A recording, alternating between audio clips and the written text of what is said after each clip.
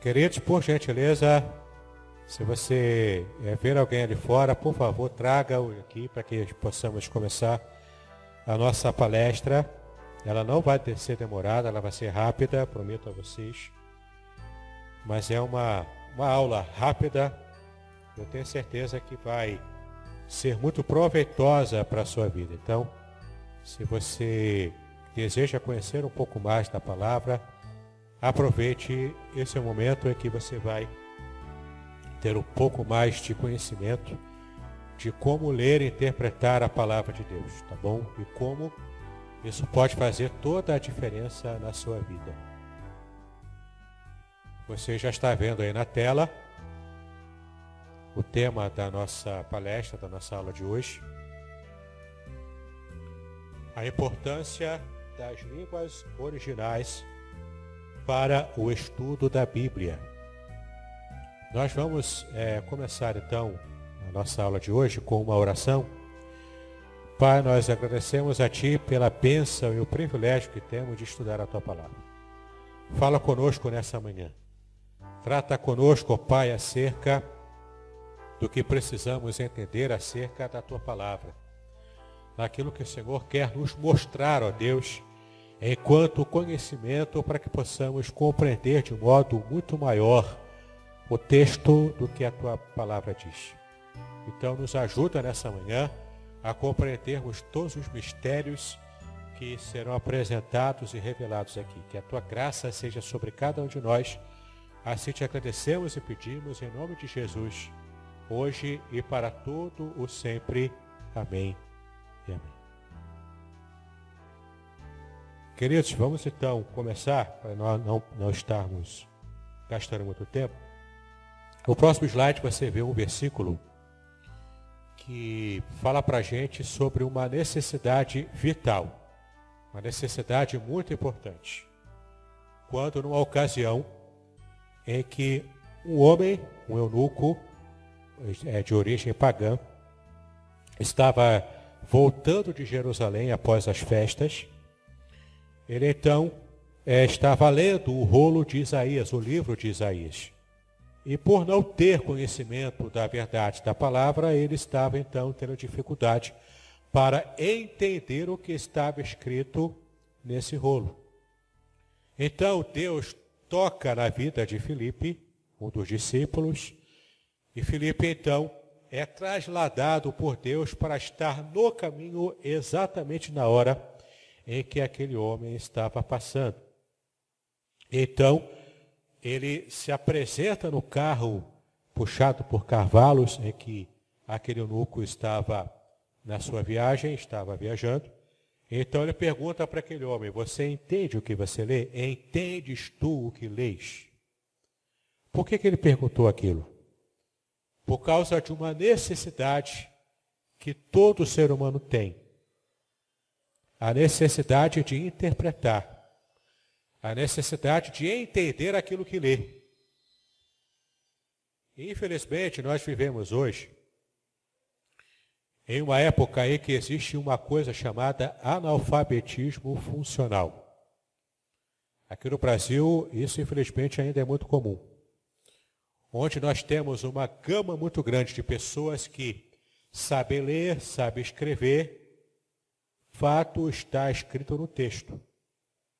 Na internet você vê muito isso. Quando você coloca, por exemplo, eu coloco a propaganda dessa palestra no Facebook. Então na propaganda já está o dia, o local, a hora, o endereço, o tipo de palestra. Aí sempre vai ter alguém que vai perguntar: onde que é? Vai estar ali na imagem. Qual local é? Qual hora é? Qual é a palestra? Ela é de graça ou não é? E já está tudo ali naquele texto visual. As pessoas veem, as pessoas leem, mas não entendem o que leem. Isso é muito comum, infelizmente, aqui no Brasil. E esse analfabetismo funcional, ele também atrapalha na hora de você ler o texto da Bíblia.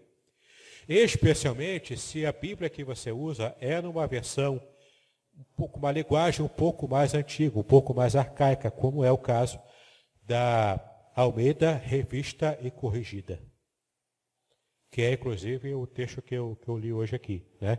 que eu tenho lido hoje aqui.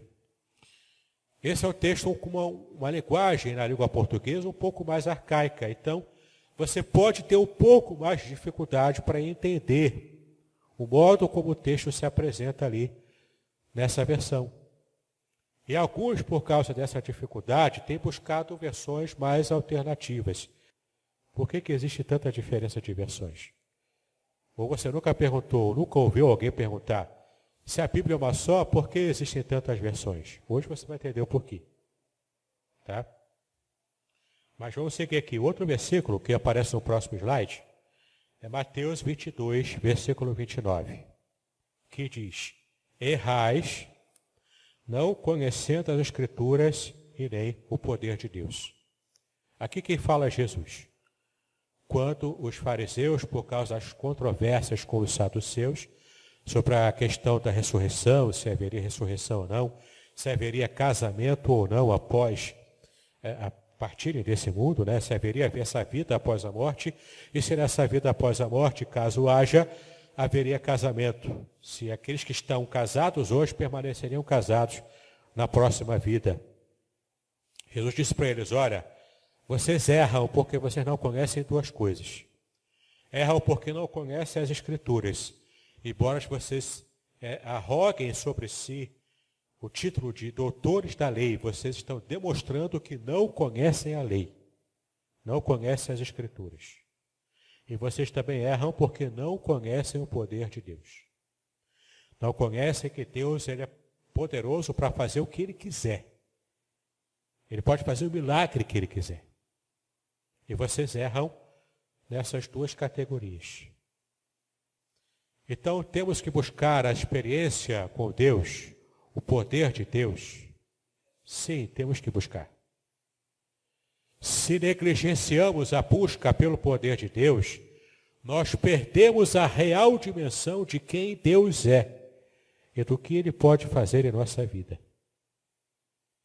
Mas também erramos se negligenciamos o estudo da palavra. A gente vai errar nessas duas categorias que o texto quer dizer. Isso quem disse foi Jesus. Certo? Outro texto no próximo slide, 2 Timóteo 2,15, que nós lemos hoje aqui. Nós já escutamos uma mensagem agora pela manhã sobre esse versículo. Procura apresentar-te a Deus, aprovado como obreiro, que não tente que se envergonhar, que maneja bem a palavra da verdade. No próximo slide, então, vai mostrar para a gente qual a necessidade. E aqui eu estou me referindo ao estudo também das línguas originais da Bíblia. Por que era tão importante? Você pode perguntar, mas é tão difícil você falar de grego, falar de hebraico, falar de... São umas línguas assim tão fora da casinha, tão fora da nossa realidade. Por que eu tenho que me esforçar para isso? Por que eu tenho que gastar tempo com isso? Esse talvez não seja o interesse da sua vida, mas você precisa saber que esse é um estudo que existe. E se você quiser, de fato, desvendar os mistérios da Bíblia por si mesmo, esse é um caminho que você precisa considerar estar trilhando. E depois que você consegue vencer as barreiras iniciais desse estudo, você vai perceber que, na verdade, não é tão difícil assim. É só você conseguir vencer aquele preconceito inicial. Né?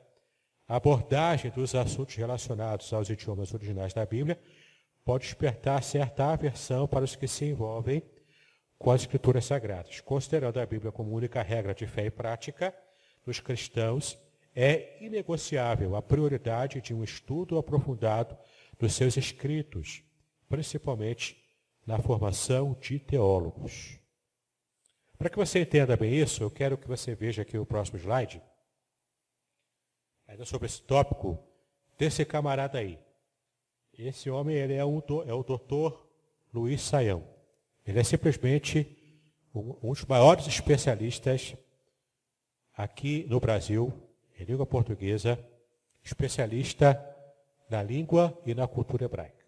Para você ter uma ideia, quando o doutor Luiz Saião vai para algum congresso sobre judaísmo, sobre hebraísmo em Jerusalém, até lá ele é respeitado.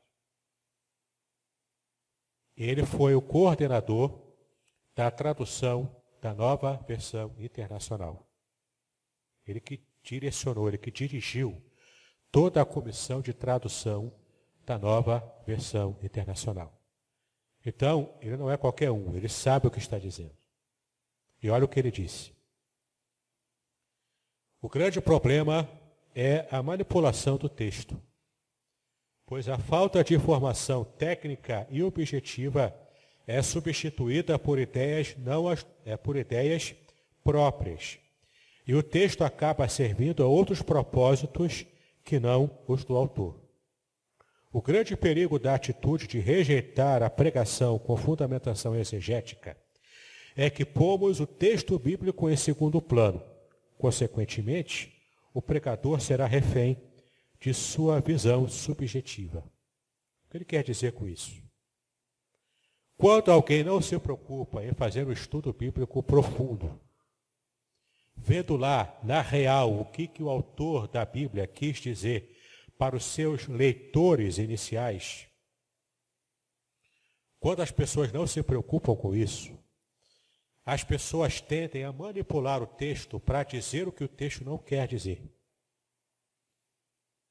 É, por exemplo, aquele cara, aquele pastor de uma dessas igrejas que a gente anda vendo por aí, que ele pega um texto isolado, por exemplo, quando diz que Jacó erigiu um altar com uma pedra, e porque após ele ver aquela escada, né, dos anjos subindo e descendo, ele então entende que deveria colocar aquele altar naquela pedra. Então o cara, lendo esse texto, pega uma pedra literal, leva para o meio da igreja e coloca aqui e manda as pessoas tocarem naquela pedra, porque aquela é uma pedra abençoada, é uma pedra ungida.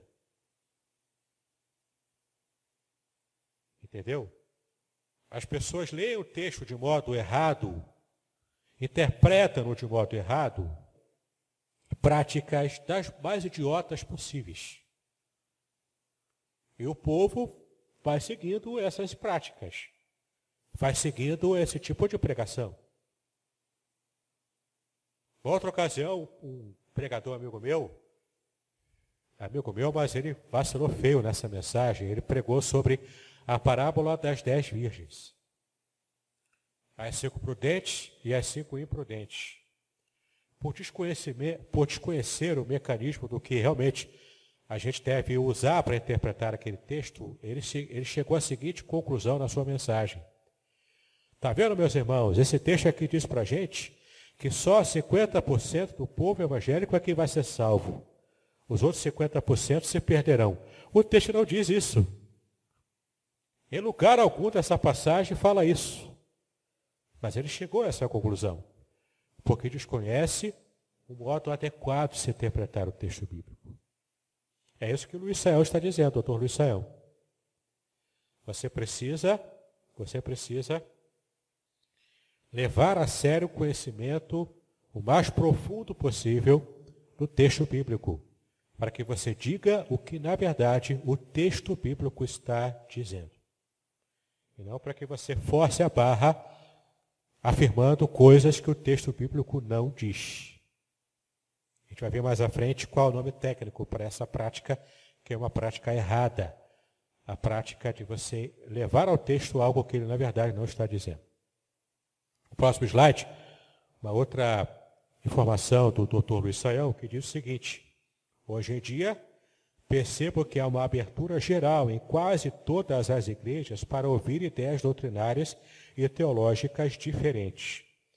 Até mesmo as editoras evangélicas têm publicado livros das mais variadas correntes teológicas. No final das contas, a abertura é tão grande que há pouco exame e discernimento do que está à disposição. De fato, há uma mistura tão grande, e às vezes acontece até na própria igreja. Por exemplo, se o louvor, o pessoal do louvor canta um cântico que enaltece a teologia da prosperidade. E se for uma igreja séria, depois desse mesmo cântico, o pastor vai pregar e vai falar contra a própria teologia da prosperidade. Percebe que são duas mensagens em contraposição? Entende? Não há coesão, inclusive, nessa mensagem. Então, a gente precisa entender que, embora haja essa bagunça generalizada no meio evangélico, ao menos o grupo, por menor que seja, precisa se aperceber da realidade, se aperceber da necessidade de um conhecimento bíblico sólido. Isso é coisa muito importante. Alguns podem achar chato, por exemplo, um grupo de pessoas numa palestra como essa pode querer sair porque não interessa esse assunto. Mas, queridos, esse assunto é tão importante, como nós já vimos aqui em várias passagens bíblicas. Sem conhecimento da verdade, a nossa vida espiritual, a nossa vida cristã, pode sofrer corrosão, como a gangrena que nós vimos na mensagem que acabamos de ouvir hoje. No próximo slide, você vai ver o que um grande reformador, o maior reformador, Martinho Lutero, disse também sobre esse assunto. Martinho Lutero disse: se não houver ninguém que possa julgar se o pregador ou professor ensina corretamente, este pode muito bem interpretar a Escritura do começo ao fim como quiser. Se não houver especialistas, mestres, doutores, que conheçam as Sagradas Escrituras em profundidade, qualquer um fala a bobagem que quiser e não vai ter quem se levante para consertar o erro. E muitas pessoas acham, mas peraí, nós vivemos hoje numa época em que tem que aceitar de tudo. Não, ninguém está errado e ninguém está certo. É tudo um ponto de vista apenas. E você tem que respeitar a opinião do outro. Não pode dizer que o outro está errado. Espera lá. Em termos de Bíblia, em termos de doutrina, sim, há certo e há errado. Em termos do que a Bíblia ensina, há princípios que são bíblicos, que são aprovados por Deus. E há princípios que são errados, que são pecaminosos, que desagradam sim o coração de Deus. E a liderança da igreja vai errar se ela não prestar atenção para de fato enfatizar a sã doutrina. A igreja evangélica hoje, ela precisa resgatar o que se perdeu ao longo da sua história recente. Resgatar o apego pelas sãs escrituras. Resgatar o apego, o amor pela palavra de Deus. Você sabia que, por exemplo, apenas para ilustrar, o muçulmano não carrega o Alcorão debaixo do braço. Você sabia disso? Ele acha um desrespeito ao livro sagrado carregar o Alcorão debaixo do braço e deixa cair e faz de qualquer maneira. O Alcorão para o muçulmano não é desodorante.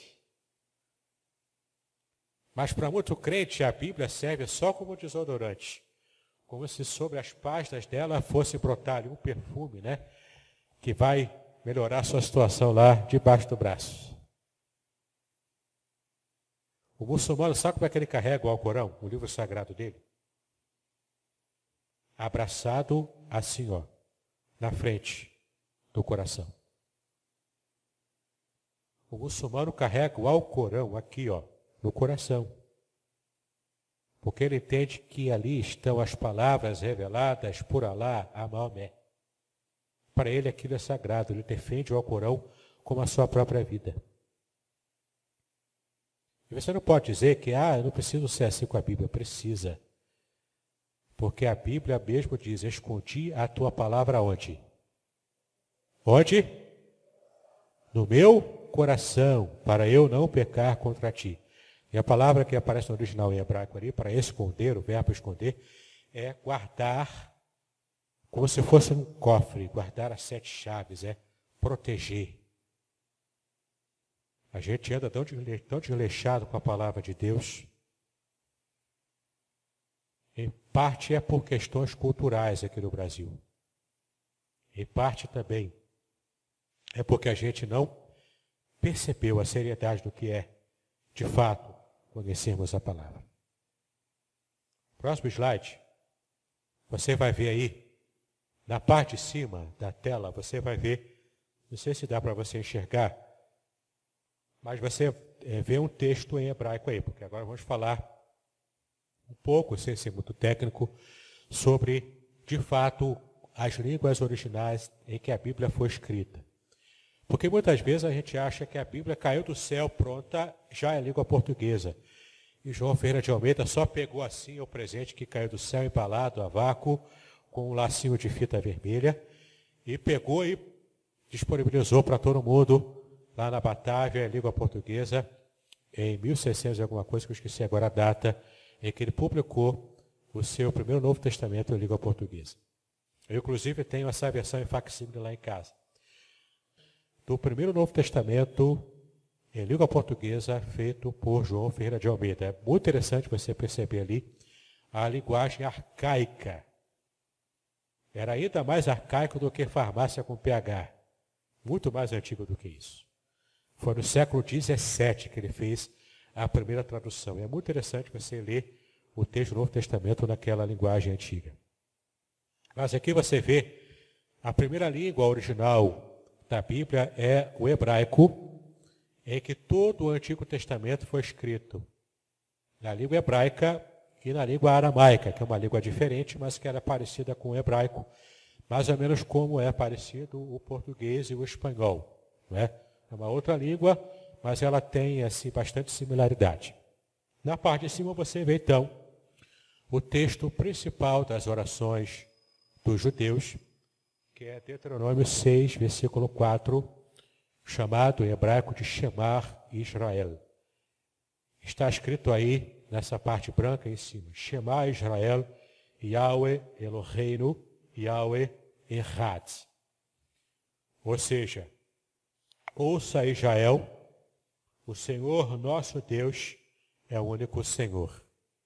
É Deuteronômio capítulo 6, versículo 4.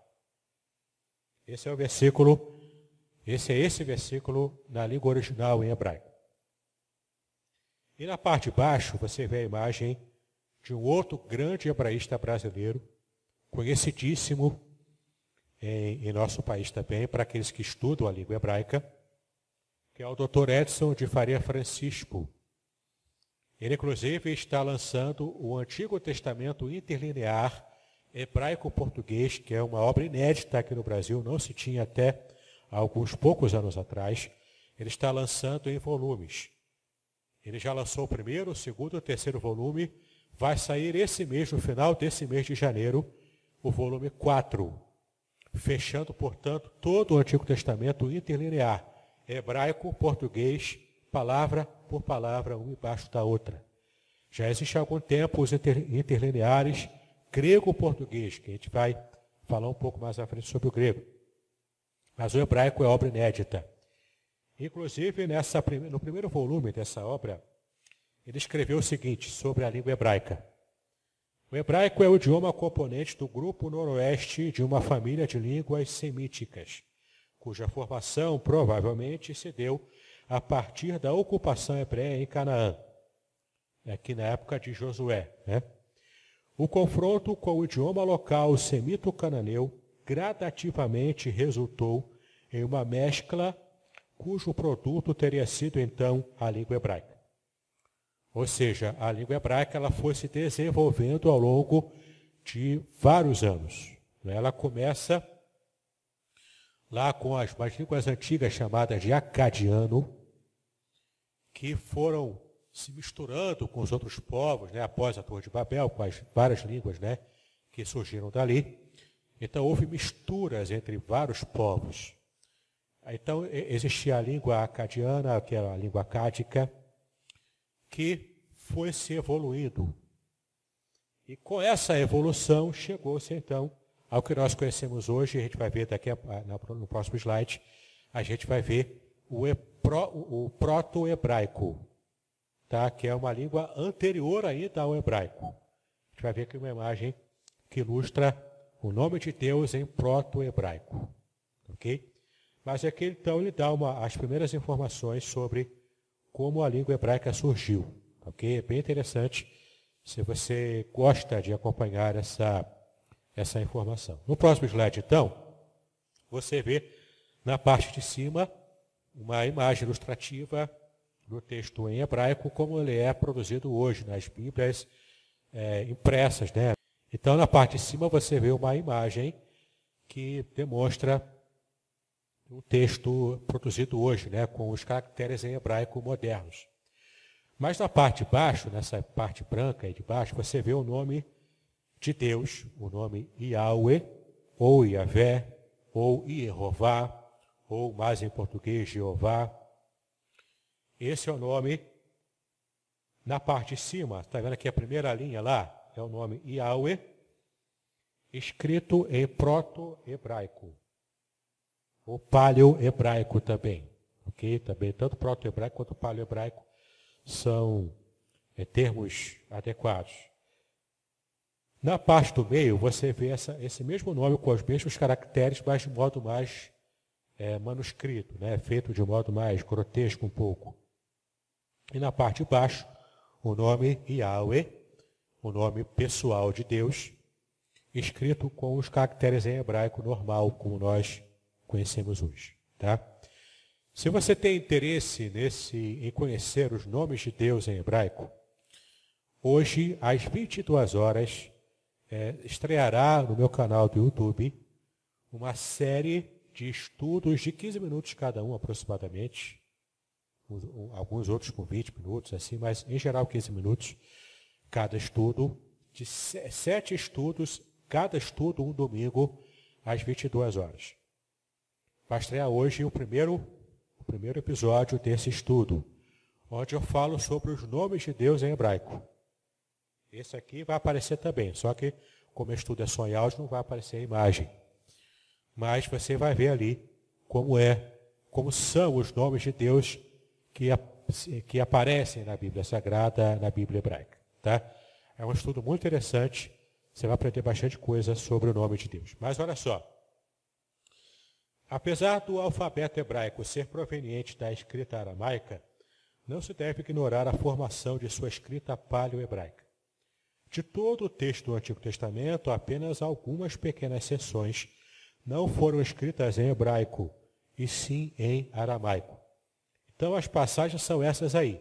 Jeremias 10, versículo 11, Daniel 2, versículo 4 a 7, 28, Esdras 4, versículo 8 a 6, versículo 18, e Esdras 7, de 12 a 26.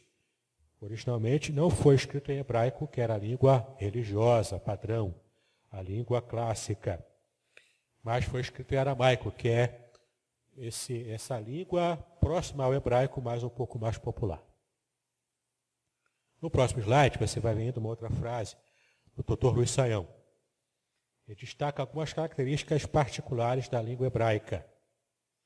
Você vai ver como essa língua ela tem valor para aquele que estuda e percebe um pouco do que Deus quis se revelar no Antigo Testamento com essa língua. No caso do hebraico, uma característica interessante da língua é a sua concisão. A antiga língua dos hebreus usava poucas palavras para dizer muito. Os verbos de ligação são dispensados.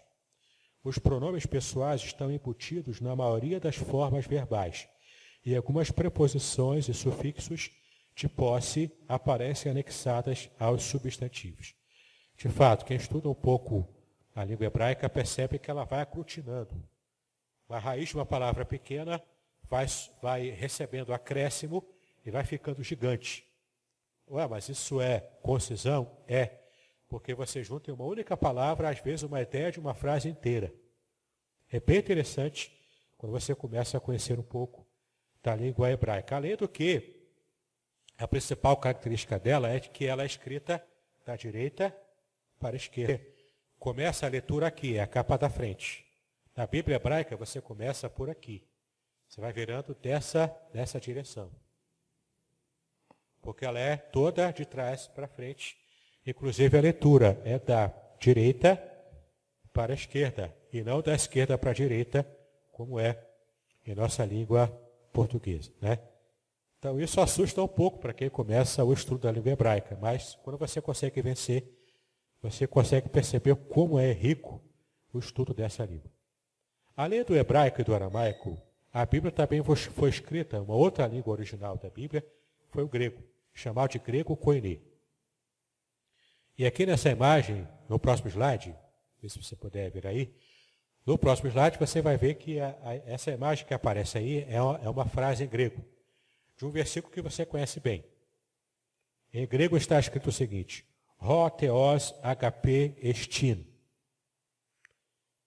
Essa frase aqui é aquela famosa que nós conhecemos da Bíblia, que diz o seguinte: Deus é amor.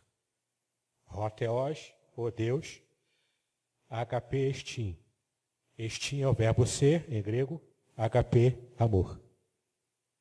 Então, Deus é amor em grego, é assim que se fala. Ho theos, agape, estin. Bom? O grego koiné, que é a língua que Deus escolheu para se revelar a nós no Novo Testamento, tem as suas origens na família linguística comumente chamada de indo-europeia, difundida a partir da Índia e alcançando a Europa Ocidental. O grego é o idioma falado pelos gregos, que se autodenominavam helenos, e ao seu idioma helênico. Eles habitavam na região atualmente conhecida como a Grécia. Okay? Então, desde a época do período entre o Antigo Testamento e o Novo Testamento, que é chamado de período intertestamentário, antigamente se falava período interbíblico, mas não é adequado porque interbíblico quer dizer entre as Bíblias, né? E o Antigo Testamento e o Novo Testamento é uma Bíblia só. Então, o mais adequado de se falar é período intertestamentário, que é aquele período histórico entre o final do Antigo Testamento e o início do Novo Testamento. É importante você conhecer a história desse período para que você entenda o que aconteceu entre o final do profeta Malaquias e o início de Mateus, quando ele revela o nascimento do Senhor Jesus Cristo, né? Tem um abismo ali histórico e cultural que você precisa conhecer para que você entenda bem essa ponte. No próximo slide você vai ver que a palavra koiné aplicada ao grego significa comum. O grego koiné não era o grego clássico, aquele grego elaborado, né? Como por exemplo é o português de Luís de Camões, dos Lusíadas, né? Aquele português todo cheio de firulas, né? Aquele português clássico da poesia antiga. Não é isso, tá? O grego koiné era o grego comum, falado pelo mercador, falado pelo vendedor de feira. Era o grego comum falado pelas pessoas. Foi essa a língua que Deus escolheu para se revelar e mostrar o Novo Testamento, o próprio ministério de Cristo e a mensagem do Senhor Jesus, tá? Por que isso?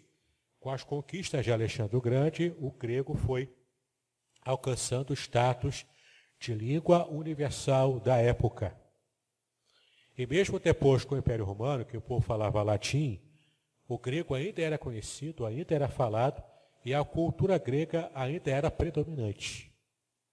Então você percebe aqui o porquê que Deus escolheu o grego para se revelar à humanidade, tá? Essas duas amostragens do grego koiné aparecem no Novo Testamento.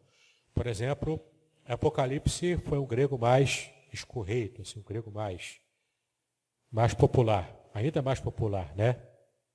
E Lucas tinha um grego koiné, mas um grego um pouco mais elitizado, digamos assim.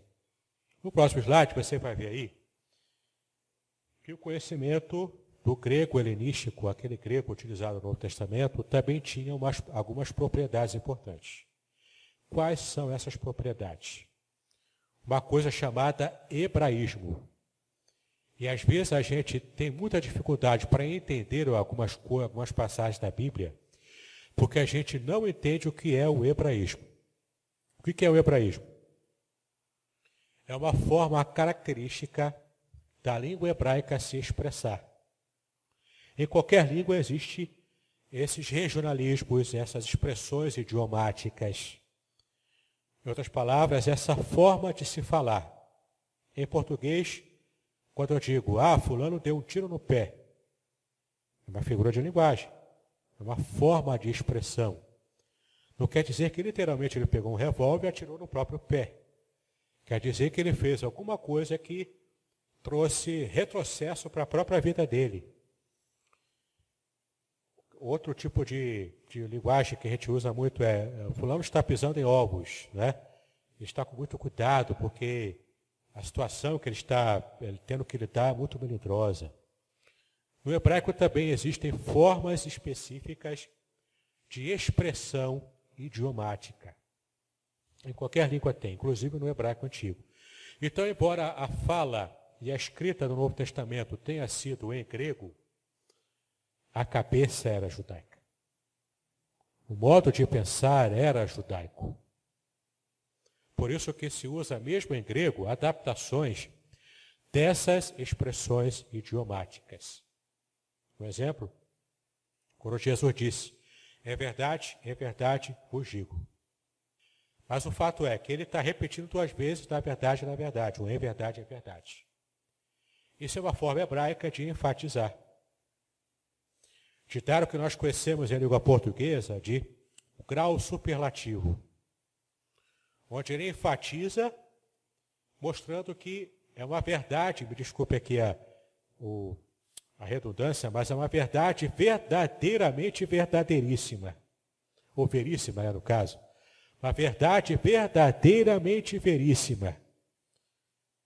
É como se ele quisesse enfatizar tanto que ele estava usando essa expressão idiomática para reforçar que o que ele ia falar após essa expressão era de fato uma verdade. Era verdadeiro, era real, era concreto. Entendeu? Então, isso é o hebraísmo. E às vezes a gente se depara com o hebraísmo na Bíblia e não percebe que aquilo é só uma figura de linguagem.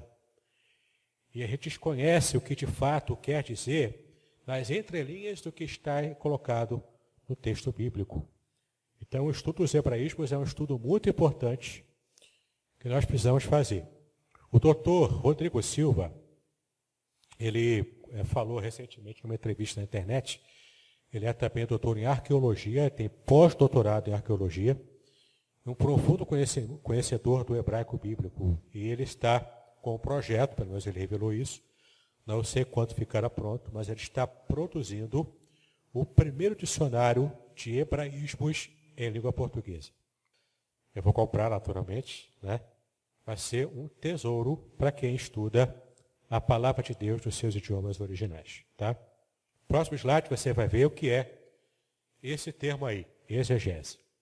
O que é exegese? Que palavrão é esse, né? Exegese é o processo de descobrir o significado pretendido pelo autor bíblico. O que é exegese? É você ir ao texto, cavar profundamente esse texto, achar o tesouro que está escondido ali e trazer para fora. Entendeu? É o trabalho de um caçador de tesouros. Você busca, você encontra, você cava com cuidado, você tira do buraco e traz à vista de todos. E traz à vista de todos o que é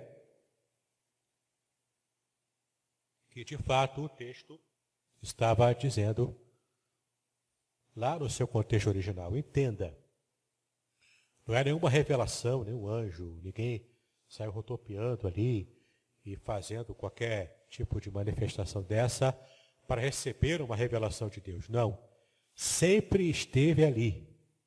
A gente é que, por não conhecer as línguas originais, não conseguia enxergar. A diferença de quem estuda a Bíblia usando apenas uma língua traduzida, como é o português, daquele que consegue se aproximar da Bíblia conhecendo as línguas originais, é como aquele que olha para uma foto de celular no Instagram em péssima resolução cheia daqueles granulados, né, de foto mal tirada, com foco errado, com péssima iluminação. Você até consegue perceber ali alguma coisa, você consegue perceber ali o que é o geral daquela imagem, mas você não consegue ver com nitidez. Não é uma coisa bonita de se ver. Embora você entenda o que aquela imagem representa. Quem consegue ler nas línguas originais, ele consegue enxergar aquela imagem em altíssima resolução, vendo cada pixel do que está naquela imagem digital. Cada ruga, cada verruga, você consegue enxergar. Isso pode ser ruim ou pode ser bom, não é? No caso da Bíblia é sempre bom. Se você puder investir tempo nesse estudo, vale muito a pena, eu recomendo. Você vai enxergar a Bíblia com outros olhos. Minha esposa e minha sogra, que vivem comigo lá, elas veem enquanto eu estou fazendo minhas exegeses ali. Eu, às vezes, comento com elas algumas coisas que eu descubro, mesmo depois de 30 anos na igreja, estudando a Bíblia, eu ainda consigo descobrir coisas novas. E elas veem como eu fico empolgado, né, quando descubro um tesouro novo, que estava sempre ali escondido na Bíblia, mas eu não tinha enxergado até então. Alguns desses tesouros eu trago aqui para vocês, mas nem todos dá para trazer, né? Então, se você gosta desse tipo de estudo, preste atenção nesses meus vídeos e podcasts que eu tenho colocado na internet. Eu trato bastante sobre esse tipo de assunto ali, tá bom?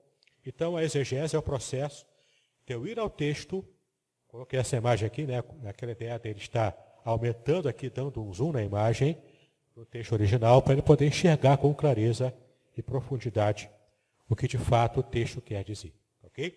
No próximo slide, você vai ver que então a exegese se refere a esse estudo de extração do entendimento do texto bíblico de forma que o intérprete não venha a incluir nele as suas próprias opiniões. Esse é o movimento correto.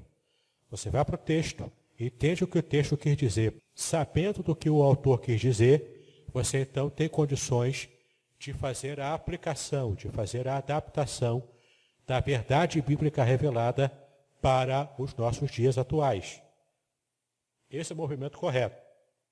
Mas há aqueles que fazem, infelizmente, a maioria dos pregadores hoje, que são péssimos pregadores, eles fazem o movimento oposto, chamado de exegese. A exegese não é você tirar do texto e trazer para cá.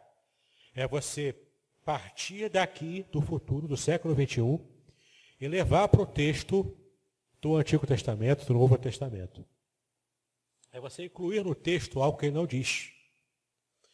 É como, por exemplo, um pregador que consegue enxergar numa passagem qualquer que Deus está proibindo ali de você assistir novelas. A questão é, você não pode levar ao texto o que o texto não diz. Isso é uma atitude errada, é um desrespeito à revelação do próprio Deus e é um desserviço ao povo de Deus de hoje, do século XXI, que quem é pregador, quem é pastor, está servindo. Além de mutilar a palavra, além de forçar a barra, mostrando que o texto fala uma coisa que ele de verdade não fala, você ainda cria uma situação complicada no que diz respeito ao tipo de mensagem que você de verdade está passando para as pessoas que estão recebendo e querem comer o quê? A palavra. As pessoas querem palavra de Deus. As pessoas não querem o que você acha. A sua experiência pessoal pode até ter um valor ou outro, mas não é mais valiosa do que a palavra. É com tristeza que às vezes eu vejo até pregadores que, quando querem enfatizar alguma coisa numa mensagem, em vez de basear essa mensagem na Bíblia, baseia até em cânticos modernos. Pega a frase de um cântico e repete aquela frase como se tivesse valor de palavra de Deus. e faz uma aplicação, a pregação inteira em cima de uma frase tirada de uma música. E essa música muitas vezes nem tem base bíblica. Causa tristeza, dá vontade de chorar. Porque o povo não quer saber de Bíblia. A Bíblia cansa as pessoas. Em parte, o erro é de quem prega, porque não sabe realmente mostrar o quanto a Bíblia é maravilhosa. Mas em parte também, esse é o fruto do trabalho penoso e esforçado dos falsos mestres, que se esforçam para afastar o povo de Deus da palavra de Deus. No próximo slide você vai ver aí, esses dois autores também importantes, esses são americanos. O primeiro de cima aí, na foto em preto e branco, é o Dr. Gordon Fee. E o de baixo é o Dr. Douglas Stuart. Eles escreveram vários livros importantes sobre exegese, sobre interpretação da Bíblia. Inclusive, eles são os autores de um livro que eu recomendo, uso muito no seminário, Entendes o que lês, desses dois autores, Gordon Fee e Douglas Stuart. Entendes o que lês. Esse livro trata dos gêneros literários da Bíblia e como você pode interpretá-los. Por exemplo, como interpretar uma parábola, como interpretar um livro histórico, um livro profético, como interpretar um livro poético. E você, aprendendo o que esse livro diz, você vai deixar de interpretar a Bíblia e falar tanta bobagem como o povo anda falando por aí.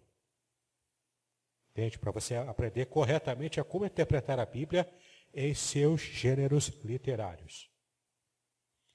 Então, esses autores disseram o seguinte: qual era o significado que o autor bíblico queria comunicar? Essa é a principal pergunta que o exegeta precisa fazer. Qual era o significado que o autor bíblico queria comunicar? Exegese refere-se tanto ao que ele disse, o contexto propriamente dito, quanto a por que ele o disse num determinado lugar, que é o contexto literário. Na medida em que isso pode ser descoberto, dada a nossa distância em tempo, linguagem e cultura. Além disso, a exegese ocupa-se fundamentalmente com a intencionalidade, ou seja, o que o autor bíblico tensionava que seus leitores originais compreendessem. Nem sempre dá para você afirmar com certeza absoluta de que, de fato, o que o autor quis dizer aqui foi isso.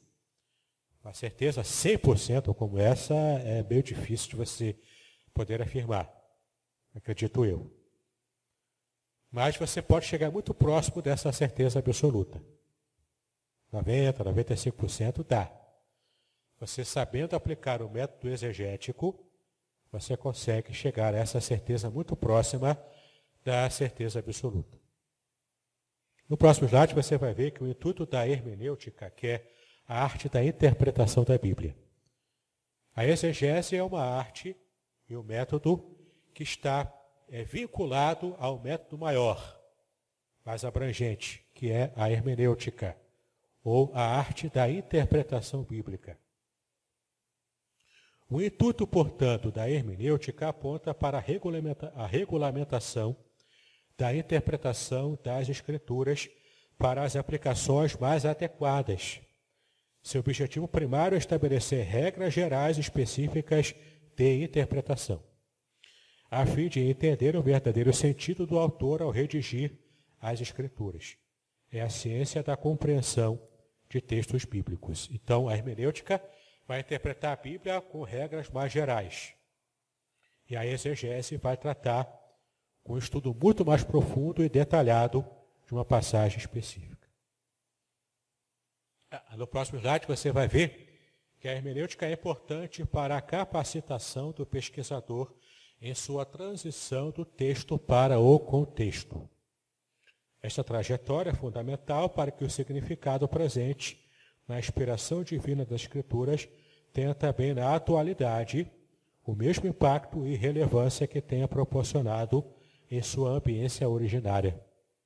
Ou seja, quando você faz um estudo bíblico com a preocupação exegética, você pega o que o autor quis dizer e a importância e a relevância para o período daqueles que receberam primariamente aquela mensagem, você consegue fazer as adaptações adequadas e trazer a mesma relevância dessa mensagem para os dias atuais.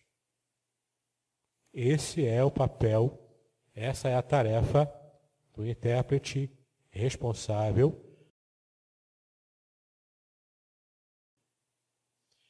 Já estamos chegando na parte final dessa nossa aula. Graças a Deus, né? Dá uma glória a Deus aí, né?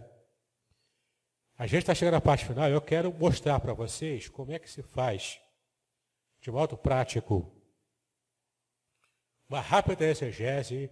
Na verdade, não é uma exegese completa que eu vou fazer aqui. É apenas um exemplo de como uma exegese bem feita, ela te ajuda, inclusive no objetivo prático de adoração e de reconhecimento de Jesus como o Messias de Israel. No próximo slide você vai ver essa passagem bíblica conhecida. Em todo Natal nós lemos essa passagem. Recentemente, no último Natal, provavelmente você ouviu essa mensagem aqui em alguma pregação, ou então você ouviu na internet, enfim. Isaías 7,14. Portanto, mesmo o Senhor vos dará um sinal. Eis que a Virgem conceberá e dará à luz um filho, e chamará o seu nome Emanuel. Isaías 7,14. Você conhece bem essa passagem. Uma das regras de interpretação de textos proféticos é de que uma profecia ela tem, muitas vezes, dupla aplicação, duplo cumprimento. Ou seja, ela tem um cumprimento mais próximo da sua época e ela também, a mesma profecia, pode ter um segundo cumprimento posterior, jogado lá para frente no futuro. Esse aqui é o caso de Isaías 7,14. Ela tinha uma aplicação para a época de Isaías. Na aplicação mais imediata, ele estava se referindo ao nascimento do rei Ezequias. Entende? Então, esse menino que iria nascer seria Isaías 9, na verdade, 9, versículo 6, que é o mesmo contexto desse aqui, de 7,14. Era o rei Ezequias. E lá em 9,6, quando ele diz que o menino nasceu, né? E o seu reino será, né? Ele será Deus forte, Pai eterno. Ali era uma linguagem figurada aplicada primeiro a Ezequias. E nós sabemos que o próprio Novo Testamento mostra isso, eu vou mostrar para vocês já já, que essa aplicação profética tem uma aplicação histórica próxima aos tempos de Isaías e também tem uma aplicação futura já se referindo ao Messias de Israel, a Jesus Cristo. Tá ok? Atente para essa palavra que está grifada em amarelo na imagem. Palavra virgem. Por que eu pedi para você atentar para a palavra virgem? Porque aqui há uma questão exegética, que depois que eu explicar para você qual questão é essa, você vai entender o quanto é importante você definir essa questão exegética primeiro, para que você, inclusive, reconheça a segunda aplicação dessa passagem com referência a Jesus Cristo. No próximo slide você vai ver qual é essa questão exegética. A palavra hebraica traduzida como virgem, na passagem de Isaías 7,14, é alma. Repete comigo, alma. Alma em hebraico quer dizer literalmente moça, donzela. Não quer dizer virgem. A palavra hebraica para virgem, literalmente virgem, é betulá. Repete comigo, betulá. Betulá. Então você tem a controvérsia Alma e Betulá. Alma, jovem. A palavra original que aparece em Isaías 7,14 não é Betulá, não é virgem. É Alma, jovem donzela. Os judeus que não aceitam Jesus como Messias, para poder justificar sua rejeição dessa aplicação profética, eles se pegam à tradução literal de Alma, que é jovem e não virgem. Essa é uma questão que não tem respaldo no próprio versículo. Porque o versículo diz que Deus daria um sinal. Que sinal é esse? Se fosse pela interpretação judaica, que rejeita a Cristo como Messias, o sinal seria que uma jovem, uma donzela, daria à luz a um filho. Um sinal é um milagre. A palavra od, em hebraico, que é um milagre, algo que é fora do normal. Que milagre seria? Que sinal seria característico de um milagre de Deus, né? Se uma jovem fica grávida de modo natural e ter à luz a um filho de modo natural. Que coisa extraordinária é essa? Está dando normalidade. Quantas jovens no mundo deram à luz a filhos? Milhões, bilhões, trilhões, sei lá.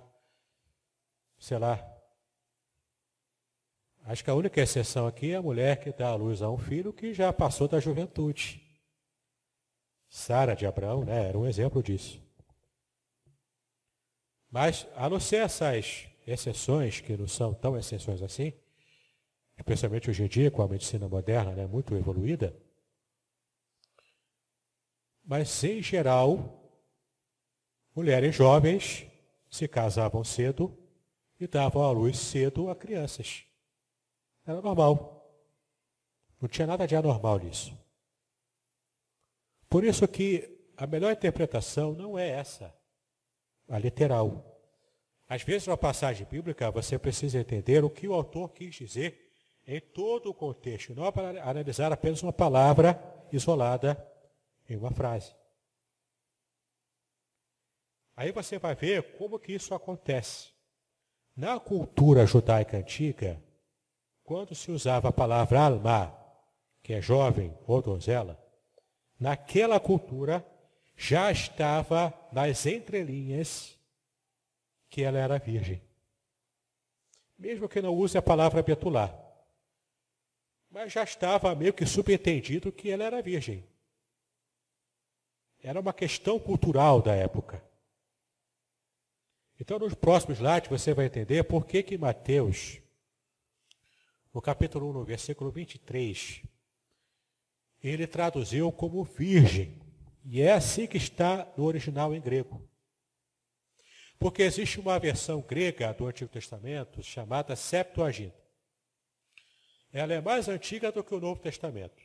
Ela foi produzida e publicada no 3º século antes de Cristo. Portanto, de 300 a 200 anos, nesse intermédio aí, antes de Cristo nascer. Portanto, na época de Jesus e do Novo Testamento, eles já usavam a versão grega do Antigo Testamento, que traduziram do hebraico para o grego, chamado de Septuaginta. Em Isaías 7,14, na Septuaginta, traduziu com a palavra partenos em grego. Não traduziu como jovem, mas colocou literalmente virgem. E é importante ressaltar que a Septuaginta foi uma tradução feita por judeus ortodoxos, que nem sabiam o que era cristianismo, porque o cristianismo não existia, quando eles fizeram a versão dos 70, a versão da Septuaginta. Eles traduziram como partenos, que é virgem. Por quê? Porque culturalmente, uma jovem, uma donzela, já estava implícito de que ela era virgem. Então a Septuaginta traduziu como virgem. Mateus, quando fez a transcrição dessa passagem para o seu texto, aplicando a Jesus Cristo, ele copiou da onde? Da Septuaginta. Ele usou a passagem da Septuaginta. Então, usando a passagem da Septuaginta, ele usou partenos também, em grego, que é virgem. Então, percebe que Mateus ele fez a ponte, resolvendo a questão da interpretação antiga dessa controvérsia Alma Betulá. Ele resolve a questão, traz para o Novo Testamento, aplicando no seu contexto de aplicação profética posterior. Disse, olha só, se referia sim a Ezequias, mas também se refere ao Messias, a Jesus, que já está conosco, e o sinal aconteceu. A virgem deu à luz a um filho. Percebe como fazer uma exegese adequada de uma passagem como essa faz toda a diferença, inclusive no estilo de adoração que você tem. Falando em adoração, aqueles que estão me ouvindo aí, que estão envolvidos com louvor, com ministração de louvor, pelo amor de Deus, não diga que queremos ver a Shekinah de Deus. Shekinah não está na Bíblia. Shekinah, a palavra hebraica, sim, mas ela é posterior à Bíblia, ela é parte da tradição esotérica do judaísmo. Não tem nada a ver com Bíblia. A palavra hebraica para glória de Deus é kavod. Kavod é glória, não é Shekinah. Shekinah é presença. E Shekinah não está na Bíblia.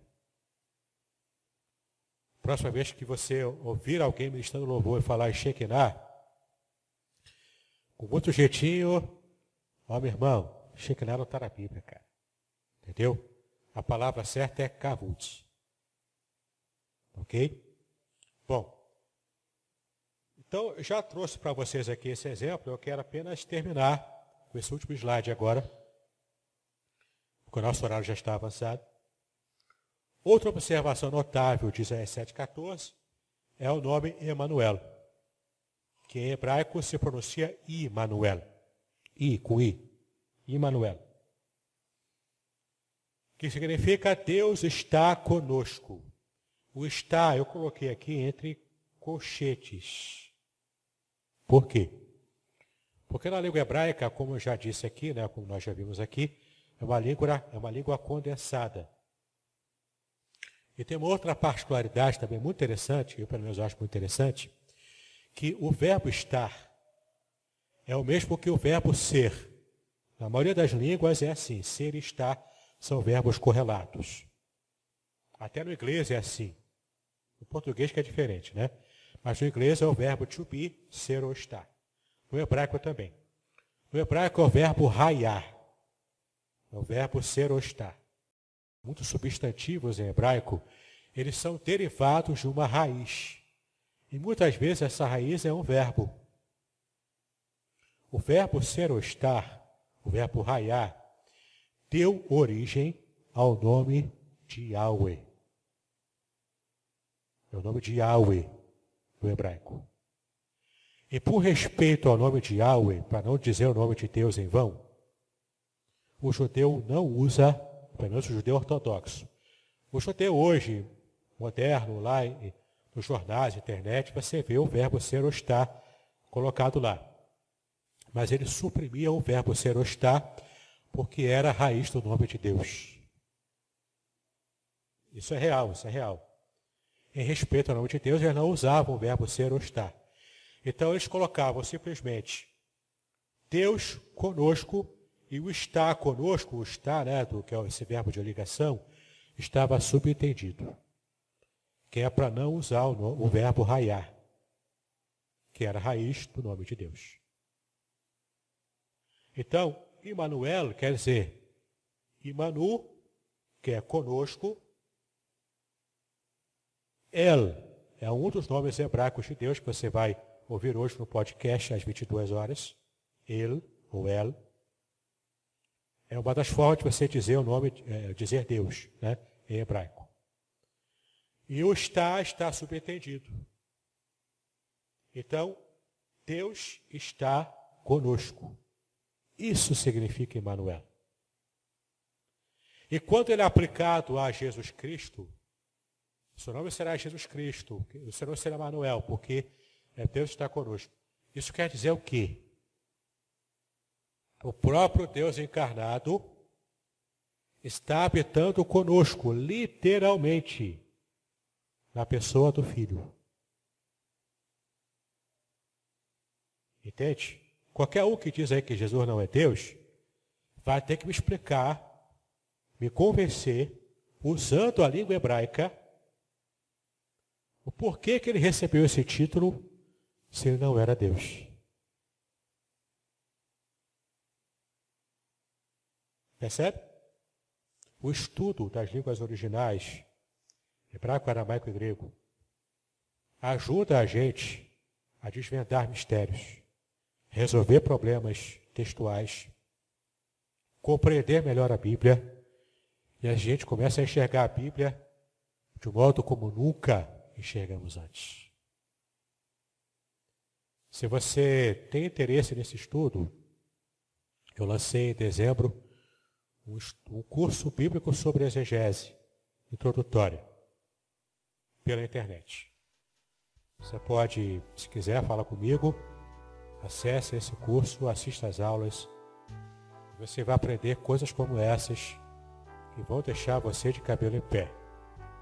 Eu já tenho pouco cabelo, mas os poucos que eu tenho ficam em pé quando descubro verdades como essas, né?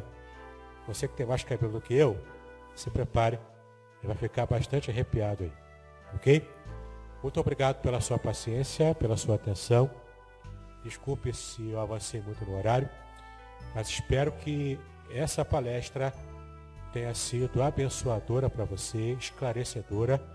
E caso você tenha alguma pergunta, é só você me fazer, pode mandar por e-mail, fazer aqui mesmo ao vivo e a cores. Se você mandar pela internet, é bom que eu aproveite a sua pergunta para responder online. E quem sabe, né, produz aí novos episódios também desses meus estudos e podcasts que eu tenho colocado na internet, tá bom?